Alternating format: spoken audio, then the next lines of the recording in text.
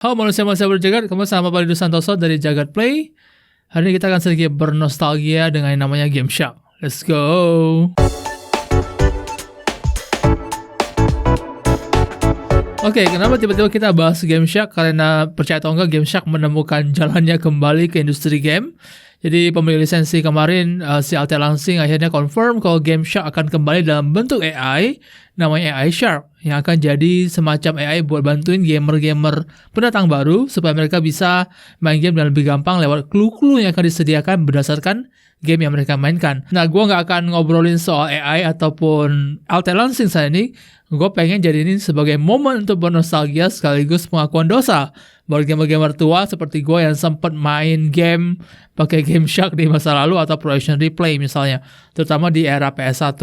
Nah, tidak bisa dipungkiri kalau dibandingkan sama sekarang di mana lu akan ketemu sama berbagai kemudahan yang bisa dicapai di video game dengan ngandalin kartu kredit di mana lu bisa beli DLC dan segala macam buat mempermudah perjalanan lu. Di era PS1 tidak ada yang kayak gitu. Di era NES, kemudian di PS1 itu termasuk game-game yang hampir sebagian besar game itu tidak bisa diselesaikan dengan mudah. Butuh skill, tingkat kesulitannya tinggi, bahkan kadang-kadang bisa jadi membuat lu frustrasi, karena di kala itu juga internet bisa dibilang sangat-sangat terbatas. Nah, di situasi kayak gitulah Game Shark lahir sebagai penyelamat, karena dengan hanya masangin sebuah cartridge yang kecil atau lu pakai CD, lu bisa nyuntikin kode-kode buat modifikasi konten di dalam game. Jadi senjata yang belum ada sekarang bisa lu dapetin lebih awal, lu nggak bisa mati dan segalanya. Yang membuat perjalanan memainkan game PS1 yang sebegitu sulitnya ini menjadi lebih mudah dan bisa lebih dinikmati gitu. Nah, sebagai salah satu gamer yang hidup dan tumbuh besar dengan PlayStation 1, gue harus mengaku dosa juga. Gue termasuk gamer yang in a way 75% lumayan aktif menggunakan Game Shark nih masa lalu. Karena ada begitu banyak game yang ternyata skill gue terlalu cupu buat selesain. Nah, gue pengen ngobrolin soal game-game itu, dan menurut gue kenapa game-game ini termasuk game yang dalam tanda kutip wajib pakai Game Shark di masa lalu gitu. Jadi gue harap juga ini bisa connect sama gamer-gamer tua yang juga hidup di era PS1 dan lu mungkin akan mengalami dan mengamini hal yang sama dengan apa yang gue rasain gitu. Jadi ini adalah 10 game PlayStation 1 yang menurut gue wajib pakai Game Shark. Nah, di nomor 10 gue pilih namanya game action yang udah legendaris banget tapi mungkin lu gak pernah main, tapi namanya Duke Nukem Time to Kill gitu. Jadi ini adalah salah satu game Duke Nukem di era PS1 yang gue yakin sebagian besar orang datang ke sini bukan untuk niat yang tulus buat main gamenya. Basically karena mungkin 2 level pertama tuh ada stripper gitu loh di dalam klub yang di era 1 PS1 itu masih bentuknya poligon gitu. Tapi begitu begitu mengagumkannya ada stripper di dalam game. Tapi kalau misalnya tujuan masuk ke dalam game ini dan tidak pakai Game Shark, lo akan ngerti kalau ini bukan game yang mudah. Karena termasuk untuk game third person shooter ya kamera masih terbatas, terus juga kayak aiming segala macam susah banget. Nah, dengan pakai Game Shark, terutama bukan Infinite Hell, gue nggak pernah pakai Infinite Hell di sini. Gue selalu akses semua weapon di sini. Jadi di awal-awal level aja lo udah bisa ketemu sama senjata-senjata gilanya Duke Nukem dan juga termasuk jetpacknya juga yang sangat-sangat berguna gitu. Ya mungkin sebagian besar dari lo akan berhenti setelah level strippernya udah kelar gitu, karena tidak ada lagi menarik mungkin, karena lo terus melambar babi-babi monster ini. Tapi kalau misalnya lu terus berlanjut, ini akan jadi satu tambahan Game Shark yang bikin gameplay lu jauh lebih bisa ditoleransi ketika tidak lagi pemandangan memanjakan mata dalam bentuk karakter-karakter poligon yang menemani lagi setelah itu level gitu. Jadi nomor 10, Duke Nukem Time to Kill. Di nomor 9 kita pilih game pelihara-pelihara. Tenang, ini bukan Power atau Pokemon, kita akan ngobrolin soal Monster Rancher 2. Ini udah lama banget gak keluar gamenya. Rindu juga, pengen banget ada seri baru lagi. Jadi kalau misalnya lu gak terlalu paham konsep Monster Rancher 2, ini basically adalah game pertarungan monster juga. Tapi lu juga mesti pelihara dan segala macam. Tapi gak kayak Pokemon di mana lu tangkep itu di dunia liar gitu. Lu ketemu sama misalnya kayak ketemu monster A, lu pengen lu tangkep gitu. Gak kayak gitu. Di Monster Rancher 2, sistem untuk memunculkan monsternya datang dari kerandoman CD. Jadi kalau misalnya lu main di PS1, lu pengen mancing monster baru, panggil, lu harus buka PS1 lu ketika gamenya jalan, lu ganti ke disk yang lain. Disk apapun itu bisa musik, bisa film, bisa bajakan, bisa ori. Bahkan yang aneh-aneh sekalipun lu masukin. Nanti dari disk itu dia akan baca something dan dia akan nge-trigger dan munculin monster berdasarkan CD yang lu masukin di kala itu gitu. Jadi ya itu teknologi yang lumayan advance di kala itu dan salah satu konsep menarik yang mungkin tidak tergantikan sampai sekarang. Nah, di era itu untuk dapetin monster yang benar-benar hebat dan benar-benar jago, ya lu berarti harus punya CD yang pas dong. Tapi kalau misalnya lu gak punya CD-nya gimana caranya gitu, lu bisa dapetin monster-monster yang kuat, yang benar-benar pengen pelihara sampai kuat dan sampai sampai menang gitu, kelarin gamenya gitu. Nah, salah satu solusi lain adalah ya udah Game Shark aja gitu, daripada lu harus keluar berburu CD yang lu nggak tahu isinya apaan, belum tentu lu masukin Celine Dion keluarnya Swazo atau apa gitu, lu nggak tahu gitu loh. Jadi ya lu mending ya udah pakai Game Shark aja, gue modifikasi, gue tambahin monster-monster yang pengen gue tumbuhin, kembangin di dalam roster gue gitu. Jadi ya ada tipe-tipe monster legendaris juga yang kayaknya memang agak sedikit curang, bukan sedikit curang, yang benar-benar curang malah. Tapi ya di kala itu yang namanya kepuasan ya, well, Game Shark sangat membantu Monster Rancher 2 buat dapetin monster yang pengen lo mau gitu, daripada lo beli CD-CD gak jelas dibajakan abang-abang gitu. Ya kira-kira gitu. Nomor 9, Monster Rancher 2. Yang di nomor 8, kita pilih Digimon World. Nah, ini juga salah satu game legendaris di era PS1. Ya, Pokemon gitu. Lo tetap harus pelihara monster, lo akan lahirin Digimon, lo akan pelihara Digimon lo dengan baik, lo bawa Digimon lo jalan-jalan dalam bentuk game RPG gitu, berkelana kemana-mana ke area A, B, C, terus lo berantem, lo bisa pilih semacam jurus, kemudian lo bisa minta Digimonnya latihan, lo mesti kasih dia makan, lo juga mesti misalnya kalau dia butuh segala macam, lo harus bawa dia pergi dulu, baru lo balik lagi ke area yang lo mau gitu. Nah di era itu, di era semacam teknologi yang sangat terbatas, di era PS1 itu nggak ada namanya feature fast travel atau lo bisa jalan begitu cepat. Nah Digimon World itu sangat menarik di satu sisi, karena lumayan sulit dan lumayan menantang ketika lo pengen evolve. Misalnya Agumon lo jadi Greymon misalnya. Tapi di sisi lain juga begitu annoying karena kebutuhan Digimon tuh nggak bisa diabaikan gitu. Jadi kalau misalnya dia lapar, ya lo benar-benar harus pergi keluar cari makan. Atau kalau misalnya dia pengen terus tiba-tiba lo nggak ada tempat di area terdekat, ketika lo mau berantem, lo mesti kembali lagi ke area di mana ada toilet dan segala macam gitu. Itu annoying banget sebenarnya di era PS1. Nah, dengan Game Shark, ini Game Shark datang di sini. Lo bisa main curang, lo bisa keluarin Digimon favorit lo bisa bikin dia nggak bisa mati. Tapi gue nggak pernah ngelakuin itu. Gue lebih make sure hanya bikin dia nggak pup, itu doang. Jadi gue tidak perlu lagi direpotkan dengan aktivitas di mana gue lagi pengen berkelana, berantem sama monster Digimon yang lain, nangkap mereka atau masuk ke mereka jadi rooster gue, dan gue harus kembali buat pup doang gitu. Jadi gue menggunakan Game Shark hanya untuk membuat tidak ada lagi kebutuhan buat pup. Dan so far ini jadi pengalaman yang jauh-jauh lebih menyenangkan buat gue. Nomor 8, Digimon World. Nomor 7, ini mungkin ada salah satu game action yang mungkin sudah lu lupa, tapi kalau misalnya lu pernah ingat, namanya Galerians. Nah, Galerians ini semacam game Resident Evil, tapi karakter utamanya punya kemampuan, psychokinesis gitu. Nggak psychokinesis doang ya, pokoknya dia bisa ngeluarin api lah, air, segala macam. Dia bisa gerakin musuh dari jarak jauh dan segala macam. Jadi dia manusia super lah in a way. Tapi untuk ngelakuin itu, berbeda sama Resident Evil, di mana lu harus pakai senjata dan pistol segala macam. Untuk ngelakuin setiap aksi ini, dia butuh resource sendiri untuk ngelakuin itu. Dan seperti yang bisa lo prediksi, resource ini sangat-sangat terbatas. Jadinya lo semacam manusia super yang bisa ngelakuin kekuatan super, tapi lu tidak bisa melakukannya setiap saat gitu. Di masa itu, di era gue ketika gue mainin Galerians, gue merasa itu sedikit mencabut ilusi manusia super ya. Gue merasa lu kayak manusia super tapi setengah super doang gitu. Jadi dengan Game Shark, lu bisa mematikan kebutuhan resource itu, lu bisa pakai kekuatan lu dengan seenak jidat lu, dan membunuh semua musuh yang lu temuin di sepanjang level, terutama di fasilitas yang ada itu lu bisa lakuin dengan seenak hati gitu. Dan so far, walaupun membuat tingkat kesulitannya bener-bener turun parah, lu cuma harus dihadapkan sama puzzle doang sekarang. Paling nggak lu bisa ngerasa seperti lu manusia super gitu. Lu bener-bener manusia yang bisa ngelakuin apa aja buat membuat manusia-manusia cupu ini hilang seketika gitu. Jadi tidak ada lagi kayak gue harus healing, gue harus makan ini bla bla bla buat bikin power gue supaya naik lagi dan sebagainya. None of that bullshit, langsung pokoknya menang aja gitu. Hidup Game Shark emang. Nah, di nomor 6 adalah game legendaris yang mungkin cuma gamer PS1 doang yang tahu. Jadi ya ini termasuk salah satu game yang in a way menarik, menantang, tapi juga ada begitu banyak sumber rasa frustrasi juga. Nomor 6 adalah Alundra 2. Gue sangat-sangat berharap ini game bisa kembali ke industri game modern, bagaimanapun caranya. Mau remaster, mau remake, semoga ada chance gamer-gamer muda yang belum pernah coba Alundra 2 bisa ngerasain Alundra 2 gitu.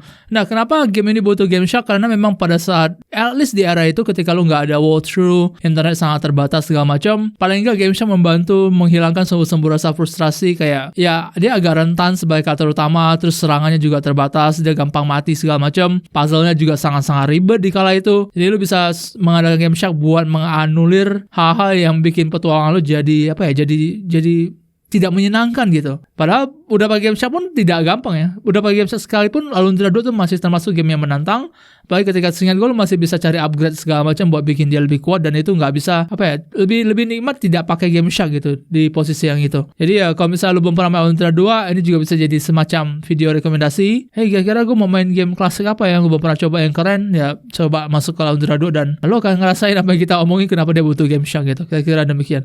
Nomor 6 Alundra 2. Nah di nomor 5 kayaknya tidak ada tidak sah rasanya list ini kalau misalnya tidak ada Final Fantasy. Jadi gue pilih Final Fantasy 8 buat Game Shark ini gitu. Oke, Final Fantasy 8 bukan game yang sulit sebenarnya kalau lu udah paham cara nge-junction namanya. Sistemnya memang salah satu sistem paling bodoh dan paling kompleks di sejarah Final Fantasy, di mana kemampuan karakter lu didasarkan pada magic. Jadi magic harus dipasangkan ke status karakter lu supaya karakter lu kuat. Permasalahannya adalah magic hanya bisa didapatkan antara dengan convert item, atau kedua lu harus menyedot magic itu dari musuh ataupun dari titik sedotan. Namanya draw point gitu. Nah, bayangkan situasi di mana lu harus berantem lawan monster, tapi karena lu butuh magicnya, lu sedot dia sampai oke, itu agak kotor sebenarnya, tapi ya lu mesti sedot magic dia sampai habis, baru lu berusaha bunuh monsternya gitu. Jadi ya ada semacam semacam kemalasan gitu, semacam sumber rasa jengkel ketika lu menemukan kalau ini membuat pertarungan menjadi begitu lama untuk sesuatu yang seharusnya terjadi dengan cepat gitu. Nah, gue pakai Game Shark di Final Fantasy 8 untuk dua hal. Yang pertama ya pasti akses magic. Jadi gue membuat hampir semua magic 99 gitu tersedia di awal. Jadi gue cuma tinggal masukin magic itu ke status karakter gue. Jadi gue bisa tidak perlu hassle buat ngedraw magic lagi gitu, dan having fun dari awal. Itu yang pertama. Yang kedua adalah gue pakai itu buat ngelawan boss terkuatnya, yaitu si Omega Weapon di Dis 4 gitu. Nah, Omega Weapon ini termasuk monster yang cukup terkenal di FF8 karena memang dia bisa ngebunuh lu secara instan.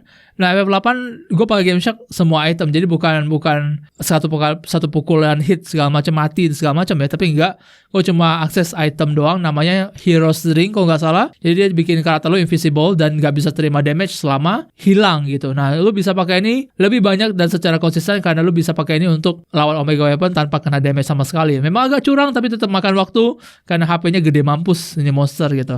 Nah, kalau misalnya mau main pakai cara normal, ada cara buat dapat minuman ini dengan cara legal dalam tanda kutip, tapi ada proses grinding yang cukup panjang. Lo mesti convert ini dan itu supaya bisa dapetin lebih banyak minuman penghilang ini gitu. Ya daripada sibuk-sibuk ya Game Shark aja gitu. Kira-kira demikian. Nomor 5 FF8. Nah di nomor 4 kita ketemu sama apa konsepnya sekarang, waifu zaman dulu yang dulu nggak sudah disebut waifu kayaknya. Nomor 4 kita ngomong soal Parasitive 2 alias si Aya Brea gitu. Nah, kalau misalnya lo gak terlalu familiar sama Parasitive 2, ini adalah game action RPG di mana lo pakai senjata api tapi tetap turn based serangannya.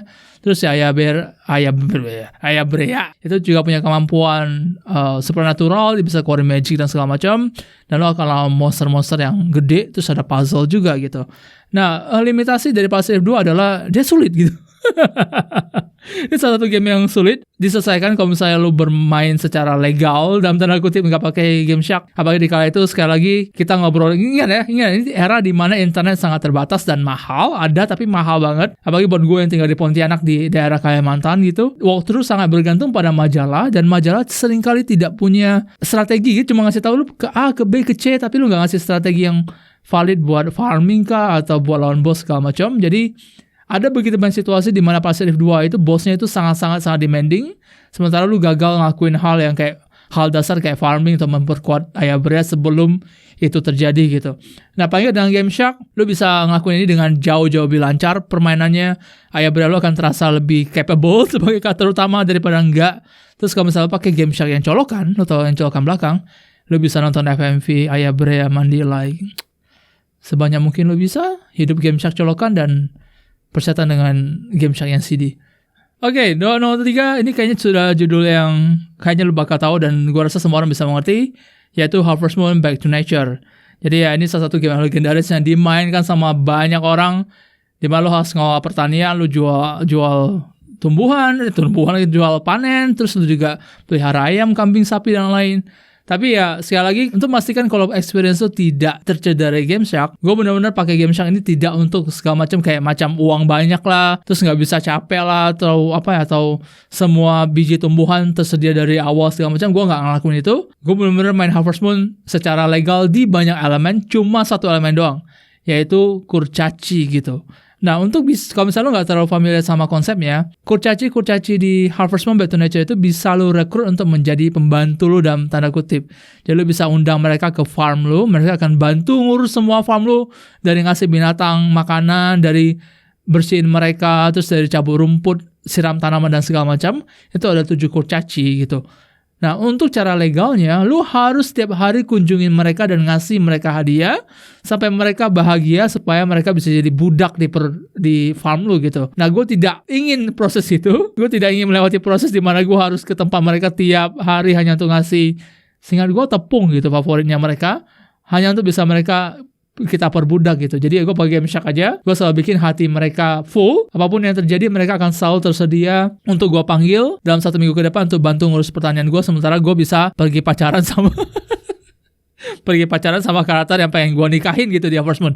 Jadi gue termasuk pemilik farm yang tipenya tipe konglomerat gitu lah, yang gak peduli sama farm gue karena ada pembantu dan budak-budak gue, sementara gue pergi pacaran di kota gitu. Jadi ya itu ada experience Harvest Moon gue.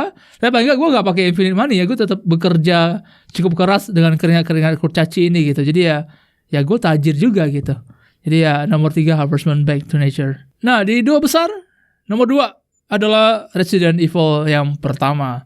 Jadi ya mungkin gamer-gamer muda tidak akan relate sama ini pilihan, karena merasa kalau Resident Evil yang paling baru, yang era-era modern ini bisa dibilang ya cukup sulit tapi masih bisa ke-handle gitu.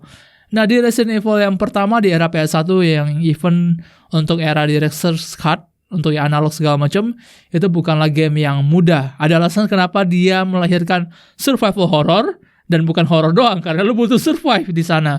Benar-benar peluru sangat terbatas, itu yang pertama. Terus lu juga gampang banget mati gara-gara gigitan zombie. Yang ketiga juga masalah kamera, jadi nggak kayak kamera dulu sekarang yang ngikutin pergerakan karakter lu. Kamera di era Resident Evil pertama itu adalah fix. Jadi kalau misalnya zombinya ada di layar yang kedua, terus lu jalan dari layar pertama, lu nggak akan bisa lihat ancaman itu gitu. Jadi lu mesti tahu lokasi zombie di mana dan lu harus hafal itu. Nah, untuk Game Shark ini gue akan bilang kalau gue termasuk gamer yang curang mampus di sini. Gue tidak lagi seperti Harvest Moon sebelumnya, di mana gue menimbang experience gue apakah akan keren atau enggak. Gue benar-benar memanfaatkan penuh Game Shark gue dengan membuat peluru tidak terbatas, akses semua senjata, herb tidak terbatas, infinite health juga. Jadi ya gue benar-benar melenggang bebas bermain RE, karena gue tahu gue sempat main ini secara legal secara murni lah gitu, terus dan tidak pernah berhasil sampai tamat gitu. Sehingga gue juga mainnya dengan Game Shark tapi gak sampai tamat, tapi paling gak gue punya progress yang jauh dibandingkan kalau misalnya gue main tanpa Game Shark. Jadi ini adalah satu game yang dimana gue merasa memang wajib Game Shark kalau misalnya pengen experience fun dan tidak terpaku pada kata survivalnya, karena memang di era PS1 dengan kamera terbatas, visual, pergerakan kaku segala macam, ini bukan game yang fun untuk dimainkan di awal eksistensinya gitu. Nomor 2 Resident Evil. Nah, untuk nomor 1 kayaknya semua gamer yang sempat coba sama ini game, terutama penggemarnya Squaresoft atau Square Enix sekarang, atau lu suka sama JRPG, kayaknya lo akan ngerti kenapa gue pilih ini nomor 1. Nomor 1 adalah Vagrant Story. Nah, kalau misalnya lo gak terlalu familiar sama Vagrant Story, ini adalah game yang bersetting di Ivalice, si dunianya Final Fantasy taktik juga, tapi ya lu bertemu sama game yang action RPG in a way. Jadi kalau misalnya lu main pengen serang musuh, lu akan ketemu sama kubah di mana lu bisa lihat kira-kira jarak serangan lu masuk atau enggak. Terus juga ada begitu banyak puzzle, sangat-sangat banyak puzzle, bisa dibilang 50% battle, 50% puzzle atau bahkan puzzle-nya lebih, di mana otak lu kalau misalnya enggak ada walkthrough, kalau misalnya lu rada-rada tidak pintar gitu dalam tanda kutip ketika gua main ini, lu hampir tidak bisa lolos gitu. Apalagi lu baca walkthrough majalah, terus mereka cuma jelasin balok A ke B, B ke C dan sebagainya, nggak paham gitu. Dan internet juga terbatas. Nah, di Vagrant Story juga itu ada sistem kelemahan berbasis, gue lupa antara senjata atau magic, dimana kalau misalnya lu tidak punya senjata atau magic yang pas atau skill yang pas, lu akan serang musuh dengan hanya 1 damage doang gitu. Jadi bayangkan lu ketemu boss gede yang segede Minotaur misalnya, ternyata lu gak punya senjata yang pas atau skill yang dibutuhin, dan lu nyerang tangan mereka dengan damage 1 sampai lu yang mati, lu gak akan bisa menang gitu. Jadi Vegas Story itu banyak elemen yang bener-bener bikin dia kompleks, dan disitulah Game Shark masuk gitu. Ada 2 hal yang gue pakai di Vegas Story seingat gue. Yang pertama adalah gue bisa pakai semua senjata atau apa seingat gue, jadi gue bisa ngehasilin damage yang selalu optimal untuk setiap pertemuan lawan monster, terutama lawan boss. Yang kedua yang paling curang adalah Moonjump. Jadi kalau misalnya lu gak tahu konsep Moonjump, lu pakai Game Shark, lu tinggal tekan kotak, dia akan berdiri atau akan lompat setinggi level yang ada gitu. Jadi kalau misalnya ketemu sama platformer atau puzzle di mana lu harus naik ke lokasi lebih tinggi, lu bisa langsung pakai Moonjump dan dia akan langsung tiba di lokasi yang dibutuhin. Permasalahannya adalah ada begitu banyak lokasi tinggi di Vegas Story yang sebenarnya nggak bisa lu akses sampai endgame. Bayangkan kalau misalnya lu temuin itu daerah, terus pakai Moonjump dan lu akses itu gitu. Jadi ya buat si malakama sebenarnya, karena lu gak dapat experience progress yang seharusnya, tapi paling gak lu bisa lebih menikmati Vegas Story dengan lebih baik lah, lebih fun gitu daripada lu main secara legal. Nomor 1, Vegas Story. Nah tadi ada 10 game PS1 yang menurut kita butuh banget pakai Game Shark. Ingat, butuh dan bentuk ini ada preferensi pribadi. Bisa jadi lu gak butuh karena lu pinter, atau lu jago. Bisa jadi gue butuh karena di era itu bahasa Inggris gue terbatas, koordinasi mata tangan gue juga sampah, dan gue memang cupu mungkin di kala itu gitu. Tapi ya menurut gue itu ada 10 game yang di mata gue di kala itu memang butuh Game Shark, dan gue tidak pernah menyesal menggunakan Game Shark untuk 10 game yang tadi gue sebutin gitu.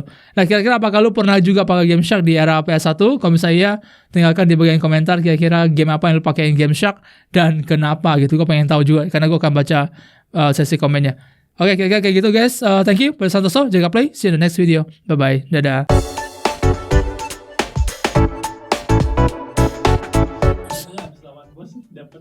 Iya, naiknya random ya. Seingat gue. Gila, parah banget Bang Story. Gue seru gue main lagi, gue belum tentu bisa itu.